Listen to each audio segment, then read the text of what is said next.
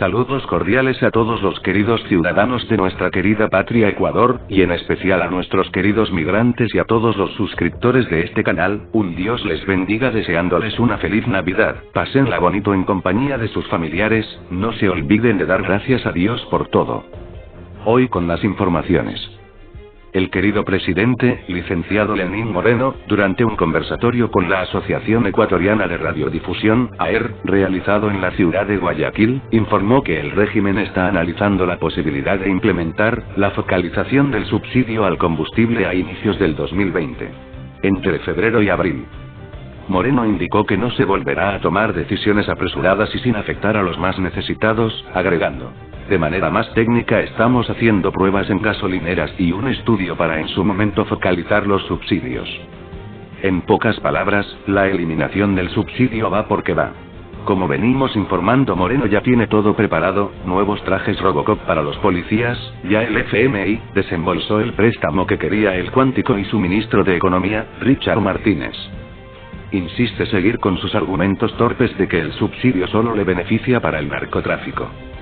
Cualquier persona en su sano juicio diría: si el subsidio solo sirve para los narcotraficantes, ¿por qué entonces no se enfoca en implementar más patrullajes en las fronteras? Todo esto es solo una excusa, señores, atentos y no quedar dormido en las auroras. Muchas gracias. Presidente, la Proforma 2020 contempla ingresos para el erario nacional en función de la focalización del subsidio a los combustibles. ¿Cómo lo van a subsidiar? ¿Desde cuándo empezará a regir? ¿Y qué combustible es el que se va a terminar focalizando? A ver, Lenin, una espera de 40 años ameritaba una premura. Todos los sectores de la sociedad, de acuerdo a los diálogos que llevaba adelante el querido presidente Oslo Sonnehausner, pues pedían que se focalice el subsidio de la gasolina y el diésel. Eso es una aberración. Es una aberración, inclusive, le comento, Lenin, que en la COP, a la cual asistí hace unas 2 semanas, se manifestaba que en Ecuador no puede ser posible que exista un subsidio a contaminar el ambiente. Inclusive en los países vecinos, Perú y Colombia, existe un impuesto adicional al precio únicamente por el tema de contaminar el ambiente. A lo mejor el reclamo puede partir de que fue demasiado acelerado. ¿Cuándo son aceleradas los cambios estructurales? ¿Cuándo son acelerados los cambios que cambian, que transforman realmente el dinamismo de una nación? Un poco difícil hacerlo. Tal vez debíamos haber acelerado un poco más, tal vez habíamos debido pensar en el subsidio antes. Creímos que era más justo, que si a quienes más afectaba es a los pobres del campo, lo que debía hacerse es colocar ese dinero, y así lo propusimos, se recordará, Lenin, en un fideicomiso que sería administrado inclusive por ellos y entidades internacionales, para poder cumplir con esa promesa de volver los ojos al campo, que igual lo estamos haciendo e igual vamos haciéndolo, con subsidio o sin subsidio, vamos a seguir haciéndolo.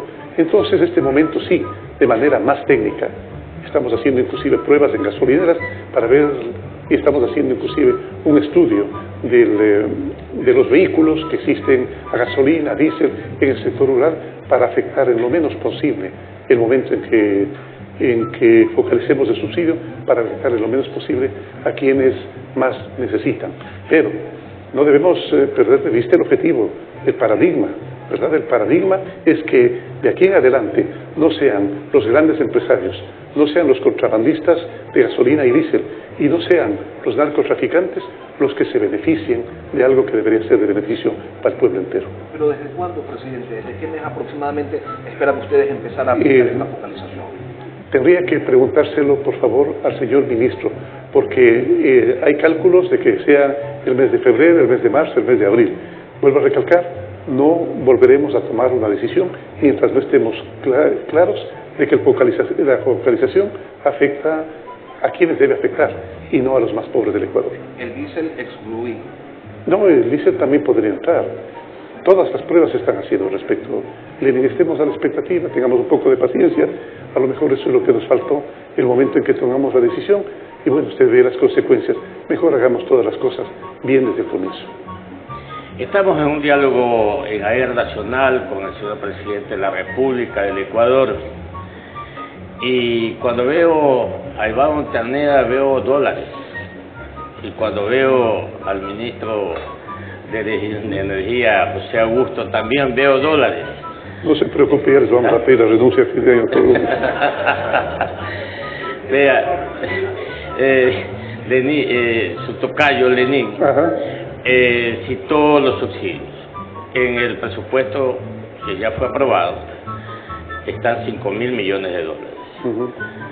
Pero la pena que tengo como ecuatoriano, señor presidente, es que 2.000 millones se destinan para el subsidio de gasolina.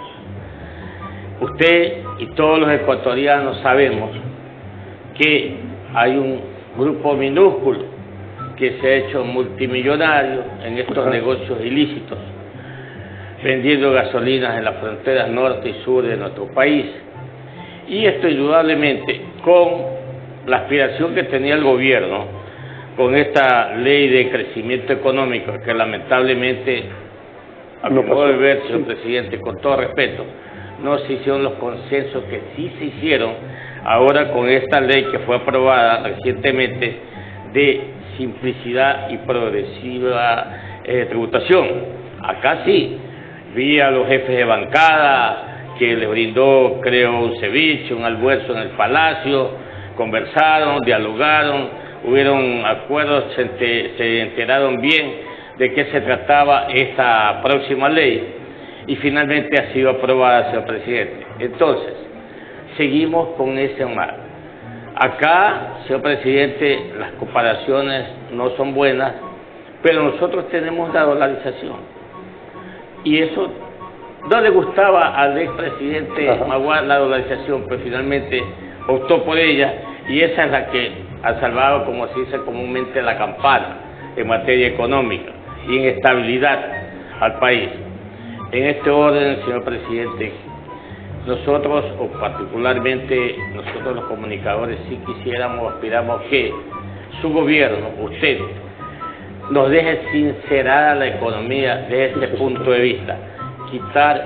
No quitarle a los pobres, no quitarle a los que realmente, a los sectores que necesitan, hay que focalizar, sí, pero yo creo que más o menos sí se puede dejar de erogar, dejar de gastar, dejar de ponerse dinero en un saco sin fondo, más o menos 1.200 millones de dólares que sirven para esta economía débil que es la del Ecuador, señor presidente. Mire, Clever, en primer lugar todos tenemos en la mente que este gobierno, además de reinstitucionalizar el país, no como gobierno, sino digo en este gobierno, con la ciudadanía, la reinstitucionalización del país, devolver la capacidad de libertad de expresión, principalmente a los medios de comunicación que vivían bajo una mordaza, la libertad de expresión de los ciudadanos, la libertad de protestar que tienen los ciudadanos, que no se confunda bajo ninguna circunstancia, y por favor no perdamos perspectiva, no pensemos que protesta necesariamente es agresión, no pensemos que protesta es necesariamente incendiar instituciones públicas o privadas, no pensemos que protesta necesariamente es dañar ciudades patrimoniales, no, eso no es protesta. La protesta, de lo que yo tengo entendido, es verbal, que se dio alguna manifestación física de un puño, de una mano, etcétera, etcétera, etcétera, eso sí. Inclusive por eso le comento que el día de ayer mi esposa me comentaba qué me parece a mí este estribillo que hace un grupo de señoritas y señoras con respecto al violador de Jesús.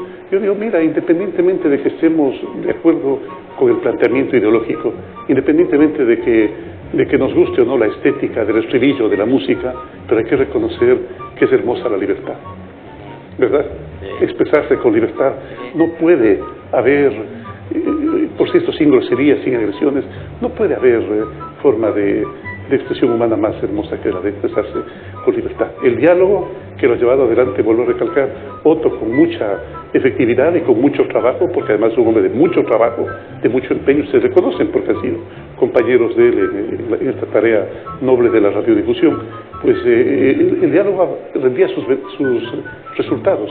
Vuelvo a recalcar, así como la protesta también la gente mal entiende, cree que diálogo significa imposición, cree que diálogo significa que si es que no se hace lo que yo quiero, lo que yo deseo y lo que yo planteo, esté correcto, esté incorrecto, eso ya es independiente, pues no se ha dialogado, no es verdad. Se ha dialogado acerca de todos, absolutamente todos los temas, porque fue disposición desde la Presidencia de la República el que cada uno de los ministros y secretarios arme mesas de diálogo para cada uno de los aspectos. Sí, usted decía con respecto al tema de, volver a recalcar el tema del subsidio de la gasolina. Por favor, ecuatorianos, un llamado fraterno, un llamado cordial, ahora que estamos en tiempos de propósitos, pues para dejar algún momento de un lado esos subsidios perversos y que los subsidios beneficien específicamente a los más pobres.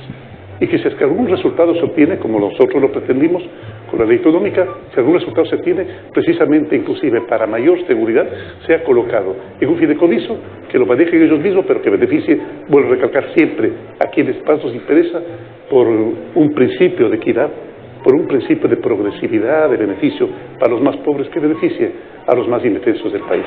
¿Se está trabajando en ello? Sí, claro que sí, en todo, absolutamente en todo. ¿Le ha dicho Economía o al gobierno, a los ministerios que le corresponde, le han dado algún avance? Todos tienen la disposición de hacerlo, absolutamente todos tienen la disposición de hacerlo, y vuelvo a recalcar, es política de gobierno. Karina. Presidente, yo quisiera referirme en esta ocasión justamente a temas sociales y con esto quisiera hablar de educación. Usted el año pasado, en el 2019, anunció la reapertura de estas escuelitas unidocentes, no recuerdo bien cómo se llaman, pero estas escuelitas que estaban en el campo, en los sectores rurales. ¿Cómo siguen reaperturando? ¿Cómo van a manejar esta situación con las escuelas del milenio que se construyeron, que fueron inversiones fuertes, ¿no? Mire, Karina, aquí nosotros encontramos esa diferencia sustancial que existe entre experiencia, ¿verdad?, entre práctica y teoría. Lastimosamente, pues nosotros nos encontramos con personas que manejaban a lo mejor con mucha solvencia y convencimiento la teoría. No nos olvidemos que la retórica sirve en más de una ocasión no para explicar las cosas, sino para confundir. Algún momento voy a decir a un gran hombre que un mandatario o una persona líder siempre tiene que hablar de manera que lo entienda hasta su abuelita. Era Albert Einstein. Albert Einstein decía que no lo has encendido plenamente mientras no lo entienda tu abuelita. Es decir, hablar con la cristalinidad del agua de roca a la gente. De eso se trata, ¿verdad? O sea, hablar con cristalinidad. Ahora, nosotros lo estamos haciendo de una forma que corrija un error de ese pasado. Sin críticas al pasado, bajo ninguna circunstancia. Cada quien tiene sus intenciones y cada quien tiene sus propósitos y sus logros. No, sin críticas al tiempo pasado.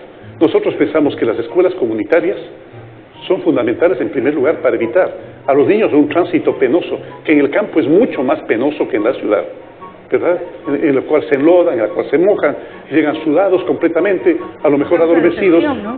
Pero en cambio la escuela comunitaria, recordemos que no únicamente sirve para impartir la enseñanza, que la estamos perfeccionando, que la estamos mejorando, están más lindas así, porque nosotros pensamos con un criterio de que las cosas para la gente pobre no tienen por qué ser de a perro, pues, no tienen por qué ser feas. Es por eso que las casas, como un complejo que acabamos de entregar ayer en Milagro, de centenas de casas, en las cuales la gente decía, qué linda está mi casita. Eso es lo que nosotros queremos, no guetos en los cuales acomodar a la gente, donde esas personas pues a veces ni siquiera alcanzan a la altura del techo y peor a la altura de la puerta. Es decir, ya se puede imaginar lo que genera, inclusive en la moral de la persona, en su concepto de la vida, en su cosmovisión, cómo cambia el momento en que tiene un sitio adecuado y bonito para vivir. Con respecto a las escuelas comunitarias, vuelvo, el profesor era no solamente el profesor, era un asesor económico, era un asesor familiar, era un psicólogo de los niños, ¿no es cierto? Era algo bastante más. ¿Por qué? Porque cuando un maestro va hacia el campo, se enamora del campo, se enamora de la vida de campo, de la cosmovisión, de su forma de pensar, de su música, de su folclore, y ese momento aprende a conocerlo y cuando uno se conoce, se ama, porque uno no puede amar algo que no conoce y algo de lo cual se siente orgulloso. Presidente, en la Constitución vamos a reabrir 1000 escuelas. 60 van a estar hasta fin de año. En el próximo año, sí, en el 2020. Próximo año, 1000 escuelas. 1000 escuelas. 1000 escuelas comunitarias. Le comentaba yo que la Constitución de la República permite el incremento en educación, ¿no? Alrededor de un 0.5% que se aumente el presupuesto general en la educación. ¿Se va a poder lograr en el próximo año? Lo hemos cumplido, y no solamente este año, sino que para el próximo año vamos a aumentar 500 millones de dólares para la educación, porque en caso contrario no podríamos cumplir los objetivos. Son temas a los cuales estamos dando preferencia especial. El gobierno se plantea, y es correcto, siempre objetivos ambiciosos. Usted tenía como propuesta de campaña 325.000 viviendas, se lo readecuó luego, tomando en cuenta la situación económica del país, a 220.000 viviendas, se han hecho 28.000. En empleos, 500.000 se dijo primero, luego se reconfiguró la oferta, 125.000 empleos por año, y empleo es lo que falta en el país. ¿Qué está pasando, presidente? ¿Cómo se va a corregir esto en el 2020? A ver, Lenin, haga de cuenta que usted lo ha nombrado gerente de una empresa que creía conocer, y los cuales se han falseado, se han simulado los estados financieros de la empresa. Claro, el momento en que usted hace la promesa de lo que va a hacer con respecto a la empresa, con respecto al empleo, con respecto a la capacidad productiva, con respecto a sus exportaciones, va a ser bastante diferente a lo que le va a tocar hacer el momento en que se transparentan las cuentas. Yo pensé que las cuentas estaban transparentadas, nos engañaron. Esta pandilla de delincuentes que se hicieron llamar socialistas, que no lo fueron en ningún momento, y peor del siglo XXI, se llevaron el país en peso. Eso fue lo que ocurrió. Se llevaron el país en peso. Y no solamente eso, sino que además dejaron falseando cuentas sociales y falseando cuentas económicas para dar la sensación de que se había progresado. Porque eso era lo que les interesaba. ¿Con qué propósito? Con el propósito de prolongarse indefinidamente en el poder. Ahora usted me preguntará, como me han preguntado muchos ecuatorianos, y con razón, y hago el mea culpa correspondiente. ¿Usted no sabía? No, jamás me inmiscuí en temas productivos ni en temas económicos.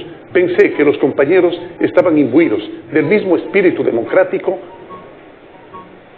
de solidaridad, de honestidad y de transparencia que me imbuía a mí el momento en que manejé el programa Manuel Espejo o los correos del Ecuador. Lastimosamente esto no ocurrió y me topé con cosas como estas, Lenin, como que la deuda era de 27.000 millones de dólares y casi fue de 70.000 millones de dólares. Y eso que todavía estamos contando deuda. ¿Por qué? Porque se hacía a la gente construir cosas, se hacía a la gente proveer materiales, proveer productos o servicios, y se les decía que facturen el momento en que el gobierno tenga el dinero, y como nunca lo tuvo, ese momento acarreamos una deuda inmensa también con sector privado, a todo el mundo, esa sensación, haga de cuenta, Lenin, esa sensación de deberle a todas las tiendas del barrio, deberle a todos los locales del barrio, y tener que andarse escondiendo por los tejados. No puede ser posible esa forma de tratar la economía del país. Nosotros íbamos a dejar las cuentas transparentadas y en orden. Nosotros íbamos a volver en su totalidad a no contratar a dedo, sino seguir los procesos limpios y transparentes que requiere la contratación pública. Por eso no se pudieron cumplir. Sin embargo, avanzamos. Por ejemplo, en este momento ya el Banco Interamericano de Desarrollo nos ha dado una garantía para más de 400 millones de dólares específicamente para el programa Casa para Todos, que la vamos a implementar inmediatamente, Lenin, porque este momento, como el riesgo país ha bajado, ese momento nosotros tenemos mayor posibilidad de acceder a los créditos con la garantía del Banco Interamericano de Desarrollo. Cosas como estas, por ejemplo, ¿no es cierto? 325.000 casas, sí, era un proyecto ambicioso, ¿por qué? Porque no requería más allá de 3 o 4 mil millones de dólares el esfuerzo de gobierno, pero no lo sabía. ¿Por qué? Porque no había a quien pedirle 3 o 4 mil millones de dólares para que construyan. Había mucha gente que quería intervenir en el programa, había gente que proponía construir 120.000 millones, pero era una deuda tan grande en relación a lo que estábamos debiendo, a la poca capacidad de maniobra que teníamos, que francamente decidimos más bien frenarlo. Con respecto a los empleos, le comento que este año hemos conseguido que se normalicen, que se regularicen 100.000 empleados más. 30.000 jóvenes se han integrado al empleo privado y aproximadamente 60.000 entre jóvenes y adultos han accedido a los créditos preferenciales y en este momento están iniciando sus emprendimientos. que les deseamos por supuesto mucho éxito. Hemos capacitado a más de 200.000 personas y principalmente jóvenes para ello, y van a salir adelante con sus proyectos, porque de alguna forma el líder también está para inyectar optimismo. Vuelvo a recalcar, para administrar la incertidumbre, incertidumbre política internacional, incertidumbre medio ambiente, incertidumbre mercados, incertidumbre en relación con otros países, incertidumbre política nacional, etcétera, etcétera. Uno tiene que aprender a administrar la incertidumbre, y la mejor forma de hacerlo es aprender a respetar la incertidumbre. El abanico que existe de posibilidades para que uno escoja es inmensa, y uno no tiene que padecerlo, uno tiene que en algún momento aprender a disfrutarlo, porque no hay nada peor que lo que entendemos como seguridad. Decimos, ese es el camino a la seguridad. No, señor, no existe camino a la seguridad, porque siempre existen los imprevistos, siempre, inclusive a veces en los menores estratos de la capacidad productiva, están inclusive la causa de que no se den los grandes logros. Entonces hay que prestar atención a todo el proceso. Sin embargo, siempre habrá incertidumbre. Tarea de un gobierno, administrar la incertidumbre, Lenin. Presidente, desde el sector privado, y usted los ha escuchado porque ha dialogado con ellos, se dice que para generar más empleo se requiere reformar la normativa, se está trabajando en eso. Claro que sí. Ellos proponen, ellos plantean o solicitan que se apunte hacia el trabajo por horas. ¿Y cuál es la postura del gobierno? Mire, Lenin, precisamente el Ministerio de Trabajo está dialogando nuevamente, ya se dialogó. Se llegó a un consenso y teníamos preparado ya las reformas de la ley. Sin embargo, para no amontonar las decisiones de gobierno, para no apilarlas, porque no nos olvidemos nosotros que la ciudadanía sin duda alguna le importa la política, le importa la economía, pero no es que esté preocupado todos los días en aquello. La ciudadanía está preocupada en la cotidianidad, en la contingencialidad de cada uno de los momentos del día, la economía, su relación familiar, su hijo que estudia o no estudia, etcétera, etcétera, la relación con su esposa, con sus amigos, con sus familiares. Tiene tantos problemas de la cotidianidad que el hacerse cargo de la política es mínimo. Y peor todavía el momento en que nosotros tratamos de vulnerar la frecuencia con la que la persona es capaz de reaccionar ante los temas políticos, la vibración que la persona tiene capacidad de entregar de atención a los problemas políticos. Ese momento creo que se suceden los problemas como el del mes de octubre. Entonces mejor evitémoslo. Somos un país de paz. Entonces esperemos que los ánimos se calmen. Ese momento tendremos ya la reforma más dialogada. Vuelvo a recalcar, señor vicepresidente está hecho cargo de aquello, lo ha hecho bastante bien. Los señores ministros lo han hecho bastante bien.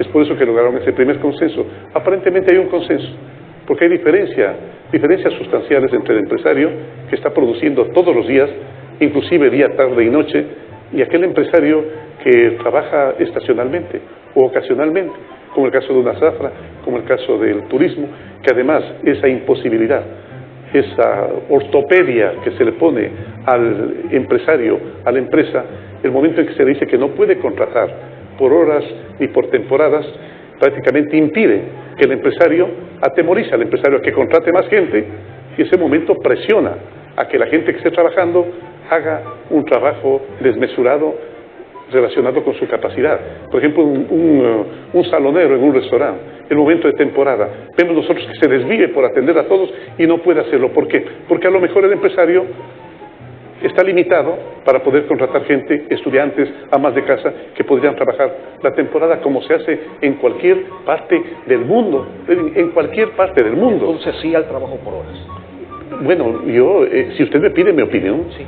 El presidente debe manifestar lo menos que pueda esas opiniones hasta no tener un consenso, porque la opinión del presidente, por lo menos el momento en que le exprese, siempre tiene que coincidir con los resultados del diálogo. Pero yo creo que sí, cumpliendo la ley y sin precarizar, sí trabajo por horas. Estamos en diálogo con el señor presidente de la República, licenciado Lenín Moreno, aquí en AER Nacional, donde se han sumado ya 217 emisoras a nivel del país. Agradecemos a nuestros amigos, compañeros, radiodifusores por estar en este diálogo que es importante para todos los ciudadanos ecuatorianos. Señor presidente, es evidente que su gobierno, usted particularmente, ha restablecido y muy buenas relaciones con el gobierno de los Estados Unidos norteamericanos. Ahí tenemos dos asignaturas pendientes.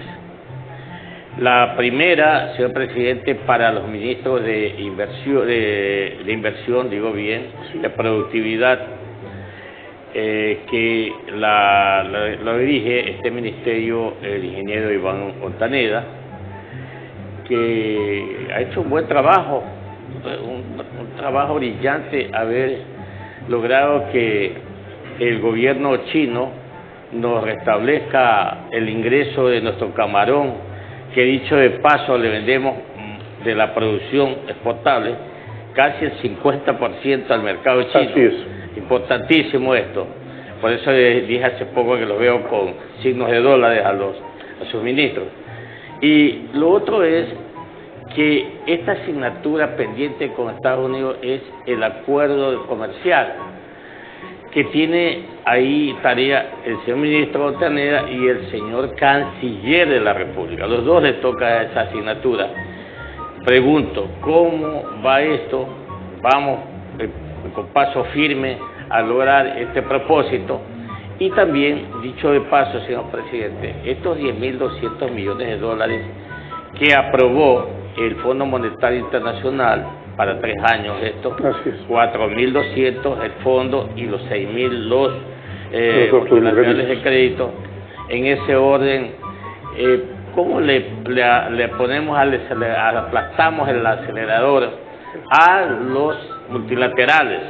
Porque esto de 110, 150 millones no nos alcanza, señor presidente. Claro que sí, ese es un trabajo que hay que continuar haciendo. Clever, mire, Clever, le voy a poner un ejemplo. Si usted tuviese una tienda, ¿no es cierto? A todas las personas trata con respeto, por supuesto, pero ¿a quién le da una preferencia el momento de atenderlo? Aquella persona que inclusive tiene familiares suyos dentro de la casa, ¿no es cierto?, que le compra más, potencialmente más, cuya balanza comercial es completamente positiva para usted, entre lo que vende y lo que cobra, ¿verdad? O a la persona que no ve nunca y que de casualidad se acerca a su negocio.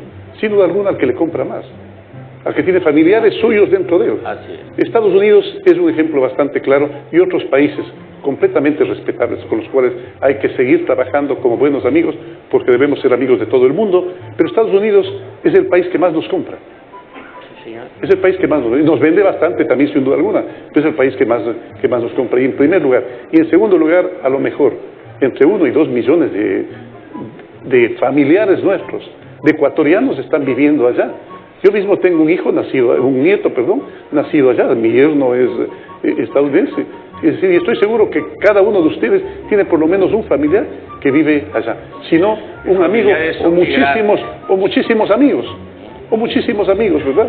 Entonces, claro que nosotros debemos de dar un trato preferencial a aquel país, y por eso es lo que el ministro de Comercio Exterior y el canciller y los embajadores y los cónsules tienen la disposición de mejorar ostensiblemente nuestra relación con el país, con este gran país.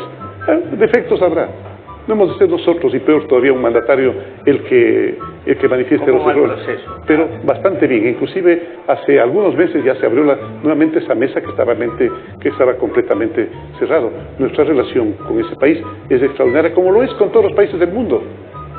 Porque no hemos dejado de ser amigos de los países del mundo, de los mandatarios de todos los países del mundo. Inclusive alguien me decía, y con Venezuela tenemos relación con su mandatario, que es el señor Juan Guaidó. Él ha sido elegido democráticamente por asamblea, y es el con el cual nos corresponde tratar, no con el sátrapa mentiroso y pillo que se encuentra en este momento lastimosamente al frente de la economía, al frente de la presidencia del país. Presidente, solo una aclaración sobre el tema del acuerdo o de la relación comercial con Estados Unidos. Usted conoce la política de Estados Unidos en tema comercial, está un poco restringida. Ellos solo están hablando en este momento con China, Canadá, México, y hace un mes con Ecuador también. Es decir, somos de los pocos países, presidente, luego de una gestión que se hizo por encargo suyo, un viaje que tuve a Washington en el mes de octubre, logramos, junto con el ministro Montaneda, retomar el tema comercial, y aquí en Quito, en el mes de noviembre, en diciembre, se llevó a cabo la mesa de comercio e inversiones, que es el paso previo para resolver pequeñas diferencias antes de avanzar en temas comerciales más complejos. A eso me refería el momento Correcto. en que hablaba de excelentes relaciones con ese país. Igual que con todo el mundo, Clever, porque uno no tiene que pelearse con nadie. De todas formas, uno tiene que aprender a respetar la diversidad.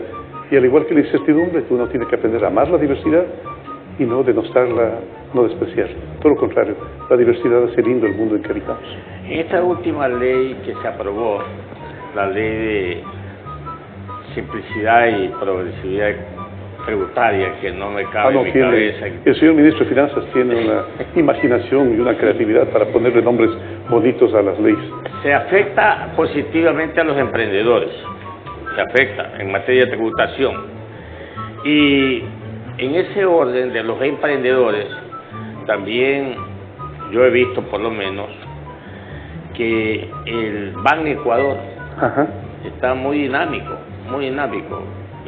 Su gerente, su presidente, a pesar del presidente, está muy dinámico. Sí, pero es intenso. Bueno, y en ese orden, señor presidente, la política suya hacia los emprendedores, ¿a dónde atina, a qué porcentaje, a qué crecimiento, cuál es la expectativa que tiene su gobierno a través de los micros, a través de los pequeños y medianos empresarios? Recuerde usted que las grandes economías se hicieron como tales a través de los pequeños. Así es. Bueno, el progreso realmente poco surge con apoyo de gobierno. Más bien, en más de una ocasión, el gobierno se constituye en un óbice, un impedimento para que los empresarios puedan salir adelante. Por eso que a mí siempre me preocupó el hecho de que se construya una universidad que sea, decía, desde el gobierno, como Silicon Valley. Silicon Valley no se creó desde el gobierno, fueron jóvenes emprendedores en garage los que, en virtud de la nueva ciencia que generaba una moderna tecnología y la virtualidad que ustedes perfectamente conocen, ese momento es lo que empezaron a crear empresas inmensas, porque en este momento estamos viviendo otros tiempos, los tiempos en los cuales la ciencia que se generó a raíz de los principios de fuerza y de potencia de Isaac Newton, esos generaron la primera revolución industrial y en buena hora. Y así se dio, pero claro, generó también desigualdades terribles, ustedes lo saben. Había niños que tenían que trabajar 18 o 20 horas al día y a lo mucho les ponían un poco de música en el mejor de los casos. No, desigualdades terribles. ¿Por qué? Porque la forma de producción correspondió a esa ciencia y tecnología y a sus leyes. Y ahora estamos viviendo otros tiempos. Ahora las leyes son diferentes.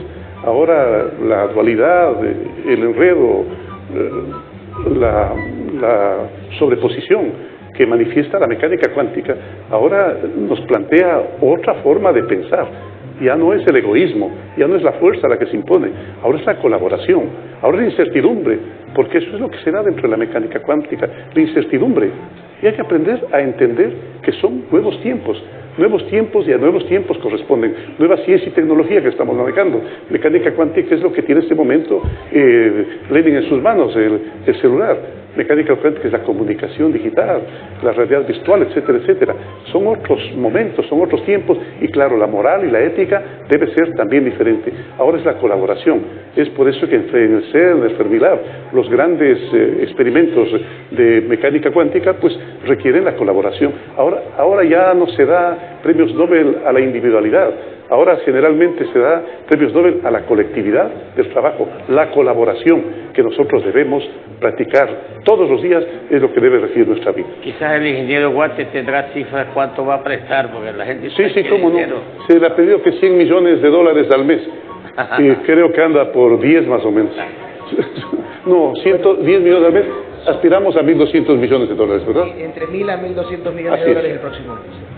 Muy bien. Ahí tiene la respuesta, Clever. Bueno, gracias. ¿Por qué? Porque somos emprendedores, pues. Somos emprendedores. Además, no solamente emprendedores de vocación, sino emprendedores de necesidad. Porque si no, el sector privado, por haber circunstancias, no genera en la medida que nosotros aspiramos la producción y genera los empleos y el bienestar, no, el gobierno no puede hacerlo porque ya no tiene cabida. Pues bien, a sacar adelante ese espíritu emprendedor, esa potencialidad que todos llevamos adentro.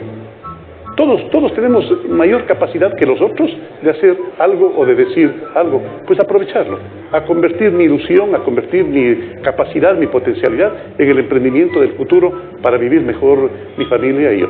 Presidente, hablemos de la lucha contra la corrupción. Sí. La Comisión de Expertos Internacionales de Lucha contra la Corrupción en Ecuador, para que vea que no solamente el ministro Martínez pone nombres bonitos, sino también, yo creo que en todo el gobierno se las ingenian y trabajan bastante para estructurar estos nombres. Esta comisión no ha generado hasta el día de hoy ningún resultado, presidente, y el gobierno como tal ha recuperado 20 millones de dólares de un cálculo que oscila entre 35.000 y 70.000 millones que se llevaron durante la década anterior. 20 millones frente a esas cifras, sí, no es nada. Miren, la tarea durísima, la tarea dura, porque de lo que nosotros hemos detectado, el dinero se lo entregaron en efectivo.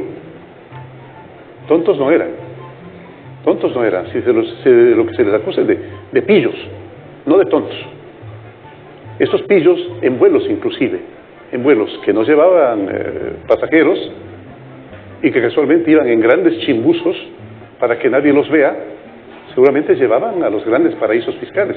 Allá debe estar el dinero, o a lo mejor en caletas, como sucedía en Argentina, usted recordará, en caletas se ha colocado el dinero. No va a ser fácil detectarlo, Lenin, porque no están en cuentas o estarán muy pocas en cuentas. Lo poco que se ha podido detectar se lo está recuperando. Pero esta tarea es fundamentalmente una tarea de Contraloría, de Fiscalía y de los jueces. Esa es la tarea mayor. El gobierno debe denunciar, el gobierno debe ayudar a investigar. Se han presentado más de 200 denuncias. Y nosotros sabemos perfectamente que como nunca antes en el Ecuador, hay exgobernantes y empleados, principalmente ministros y secretarios, que han sido procesados o están en la cárcel cumpliendo una condena. Nunca antes. Usted recordará que todos los gobiernos decían que el gobierno anterior era corrupto y que van a luchar contra la corrupción y que van a cazar a los corruptos. ¿Cuántos corruptos estaban presos en esos gobiernos? Nunca, Lenin, 1 o 2 en el mejor de los casos. Este es el gobierno que más ha luchado contra la corrupción. Inclusive, en este momento hay unidades de corrupción en cada una de las instituciones públicas que están encargándose de que todo se lleve con transparencia, que todo se lleve con honestidad.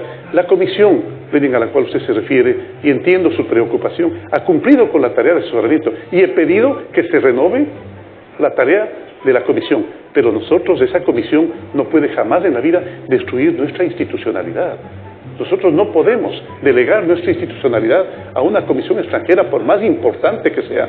Lo que sí podemos es hacerle que asesoren y estén, como solemos decir de forma coloquial, encima de cada una de las instituciones, asesorándola adecuadamente. ¿Esa es la discrepancia entonces con la ONU o es un asunto de competencias de la comisión lo que no se logra determinar y por eso es que no arranca el trabajo? Bueno, nosotros hicimos una comisión internacional con amplios espacios de participación y ellos son los que están trabajando y seguirán trabajando en la tarea fundamental, que es la de ayudar a detectar los puntos de corrupción y asesorar a las instituciones. Porque nosotros hemos devuelto la institucionalidad al país, Lenin, y usted debe reconocerlo, hemos devuelto la institucionalidad al país, vuelvo a recalcar, no como gobierno, como país. Yo siempre hablo en función de país, y nosotros no podemos quebrar esa institucionalidad. Tenemos 5 minutos, señor presidente, y hay algo muy importante que hablar aquí, es el sector minero. Según los expertos, vamos a tener un boom minero. Ya se exportó oro. Ya la gerente del Banco Central anunció que se sumó, incrementó la reserva en oro en 235 millones. Del oro de minería pequeña generalmente. Ya. Bueno, pero en todo caso, ¿cómo estamos superando los cuellos de botella que hay, los obstáculos que hay para desarrollar y poder explotar al sector? Mire, Clever, Dios fue extremadamente generoso con nuestro país. Se lo dio todo. Inclusive han surgido unos chistes un poco pesados con respecto a que no se ha puesto la gente adecuada en este país, y no es verdad. No es verdad. Los ecuatorianos estamos claros de que debemos aprovechar esa riqueza, pero sin afectar las fuentes de agua ni el medio ambiente.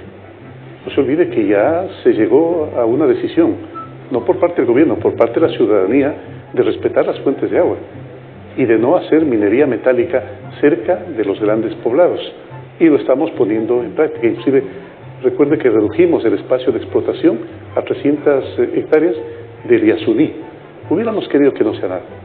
En forma particular, yo que nací allí, en ese sitio, donde se demoraba usted casi 30 días en llegar al primer sitio poblado en canoa, ahí nací yo. Y nací por una vocación de servicio de mis padres, que iban creando escuelas, iban siendo los profesores hasta lo más apartado de la Amazonía. Pero ventajosamente algo de esa vocación heredé y me ha ayudado a poder trabajar en beneficio de los más pobres. La minería va adelante, la minería responsable, la minería con estándares internacionales va adelante. Lo que no podemos permitir y vamos a frenar es cualquier tipo de afectación a las fuentes de agua o al medio ambiente. Bueno, siempre hay afectación. Inclusive no se olvide que en este momento nuestra conversación ya produce algo de afectación, porque nosotros estamos aspirando oxígeno y expirando CO2, ¿verdad? Estamos afectando al medio ambiente. Todo produce afectación al medio ambiente. Lo que nosotros debemos procurar es que haya un equilibrio, y el Ecuador está cumpliendo con aquello. Inclusive la disminución del 48% de la afectación a los bosques, a lo mejor es uno de los pocos países que ha cumplido. Es por eso que se nos ha dado todos los recursos que corresponden a un país que está luchando contra la contaminación ambiental. Y le deseamos éxito al ministro de Energía, porque está limpiando todo el sector eléctrico, a pesar que el señor Albornoz, ministro, fue ministro, fue funcionario del sector, nos dijo en una entrevista que el 95% de la capacidad instalada de las 8 hidroeléctricas están trabajando. No sé. No es verdad, ni en ningún momento. A lo mejor es la capacidad que a lo mejor pensamos lograr. No se olvide que hemos invertido casi $500 millones en Minas San Francisco para procurar que se cumpla con la totalidad de la necesidad presente y futura, estoy hablando de aquí a 5 o 10 años, de los ecuatorianos. Se han hecho hidroeléctricas que están funcionando, no en toda su capacidad, pero que están proveyendo de la luz que requieren los ecuatorianos, y eso es lo más importante. Pero en este momento hay que restar sustancialmente, a lo mínimo, por ejemplo, las pérdidas negras. No se puede concebir que estemos perdiendo entre 1.500 y 2.000 millones de dólares por la energía que se roba. Bajo ninguna circunstancia, es por eso que el señor ministro ha decidido intervenir el CENEL y el SELEC, y en algún momento tendremos noticias importantísimas para eso. Perdóneme la ronquera, pero he cantado bastante estos días villancicos y estoy... Muchas gracias. Entiendo que se nos acabó el tiempo. Solamente una opinión suya de las reformas al Código de la Democracia que logrará equidad de género en temas de la intervención de la mujer en la democracia y en la vida política del Ecuador. Y muchas gracias. Mire, Karina, yo creo muchísimo en la libertad. Entendiendo la libertad no una libertad troglodita, cavernaria, de hacer lo que me dé la gana, donde me da la gana y cuando me dé la gana. No. En la libertad de hacer lo que se debe hacer, lo que es correcto, lo que es ético y cuando es posible también lo que es estético, ¿verdad? En ese tipo de libertad creo yo. Es por eso que yo aspiraba a que las decisiones que tomó la Asamblea con respecto a la ley y las decisiones que tome el gobierno en el veto, pues permitan la libertad total de un individuo de poder ejercer democráticamente su voto y poder hacerlo no el momento en que desee, sin que eso sea una imposición. Claro está que hay una constitución a la cual debemos ajustarnos y habrá que revisarla para poder hacer la normativa. Eso, además, los distritos, los llamados distritos, son una forma de privilegiar a los grandes partidos políticos y disminuir la participación de las minorías. Yo no estoy de acuerdo tampoco que un país esté regido por la dictadura de las minorías, pero tampoco por la dictadura de la mayoría, pues todo lo contrario, tiene que haber un respeto mutuo. Por ejemplo, si usted me pide qué va a pasar en el veto, más o menos algo así, para que se dé una idea.